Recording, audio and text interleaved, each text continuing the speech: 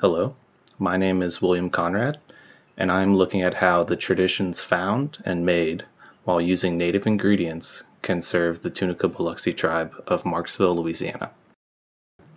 The importance of native foods lies in the stories they tell us. These foodways bring together families, communities, and ecologies that have shared the land for generations. In talking with members of the Tunica Biloxi tribe, I learned that they are working on becoming food sovereign and are also interested in reuniting with native plants in the form of medicine, crafts, and, of course, food. In order to gain better insight into how their community could incorporate native ingredients into their existing lifestyles, I began with 4 recipes, one for each season, and also a couple key processes and events to go along with these. These recipes gave me valuable insight into how to connect existing and planned programs. But before I get into these recipes, let's talk about the spatial considerations that were addressed in the layout of the site, and then we will use a recipe to see how the site functions. Towards the west, in the residential area, nut trees such as bitter pecan and white oak are planted along the tree line so residents have access to seasonal goods right in their backyards, without having to manage them after they're established. In between the residential area and the large mosaic of native plantings are the berry fields, which consist of raspberry and blueberry. These berries act as a soft edge to alert any visitors of the site that they are entering residential lots. Within the native mosaic, planting communities based on the ingredient lists are woven together to provide smooth circulation for both pedestrian and light farming equipment. The center of the design focuses around 2 community buildings, a food lab and demonstration kitchen, and a seed bank and nursery. These 2 buildings shape the large event plaza and frame the sculptural labyrinth. On the back side of the nursery building lies fields for cultivating heirloom plant varieties and 2 greenhouses.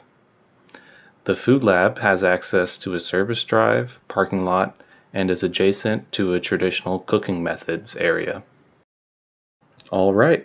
So, let's see how the site works with a springtime recipe.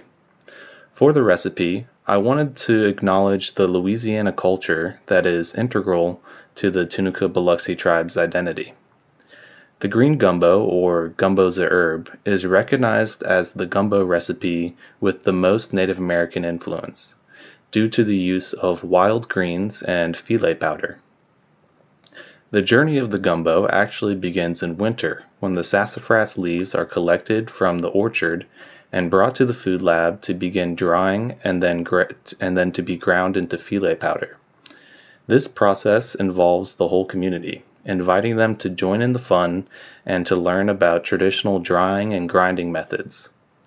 With the filet safely stored, we can move into spring to collect the rest of the ingredients. Perhaps the most important part of the recipe is finding the fresh greens within the open fields.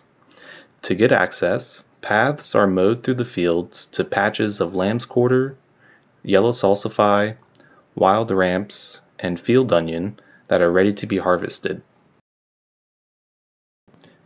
Then we make our way over to the taller shrub field to the south to collect spicebush berries and pokeweed.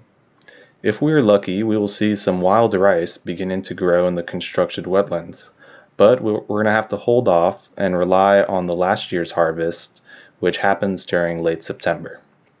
Finally, we make our way to the community garden adjacent to the event plaza to see if any heirloom tomatoes are ready to be picked. If not, we can always count on the pressed tomato pumice and tomato paste from last summer. With all these ingredients in tow, we are ready to head to the outdoor demonstration kitchen to cook and celebrate while the community members enjoy the educational elements of the sculptural walking path as well as the festivities held within the plaza. And this completes our springtime journey through the site. So, let's look at how this project helps the Tunica Biloxi tribe reach their stated goals of inviting and supporting tribe members to live on the reservation, achieving food sovereignty, and promoting cultural education within their community and more broadly. Increasing the programmed outdoor activities on site promotes the well-being of residents and can give tribe members living off the reservation a place to congregate when there aren't any events happening. In addition, the demonstration kitchen and nursery present opportunities for economic benefits while promoting the tribe's culture. Ingredients and recipes could be sold at the Paragon Casino or to local restaurants and culinary enthusiasts in Marksville. Additionally, tourism could be increased through creating a unique dining experience that explores the Native American influences on Louisiana cuisine. Next, we'll look at food sovereignty. Beyond the additional food production capabilities, this project promotes food sovereignty through promoting an intimate relationship between tribe members and the bountiful land they live on.